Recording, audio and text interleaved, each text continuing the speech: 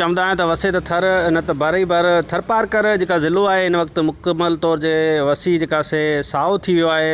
थर सॼे जेका साई चादर ओॾे वरिती आहे। थर जूं बनियूं तयारु थी वियूं आहिनि ऐं थरपारकर जा जेके समूरा जेके से माग आहिनि उहे जेके से क़दीमी माग आहिनि उन्हनि खे जेका से दुनिया लेवल ताईं मुतारफ़ कराइण जे लाइ नंगर पार्कर जो नौजवान आहे दिलीप जेका परमार उहो पंहिंजे मोबाइल वसीले जेका से उन्हनि जी फ़ोटोग्राफरी करे उहा कारूंजर जा माग आहिनि ॿिया जेके क़दीमी जेके माग आहिनि उन्हनि जा जेके तस्वीरूं कढे इंतहाई दिलकश जेके मंज़र उहो अपलोड करे सोशल मीडिया ते ऐं जेका दुनिया खे ॾेखारणु पियो चाहे उहो कहिड़ो कमु करे पियो कहिड़नि मरहलनि मां गुज़रे पियो उनजो छा चवणु आहे उन सां ॻाल्हि ॿोल कयूं था। मुंहिंजो नालो दिलीप परमार आहे ऐं नंगर पार्कर सां तालुक़ु रखां थो। जीअं त फ़ोटोग्राफी जेका आहे उहा 2017 खां शुरू कई। जॾहिं 2017 में सुठियूं बरसातूं थियूं हुयूं तॾहिं हर तरफ़ सावक ई सावक हुई।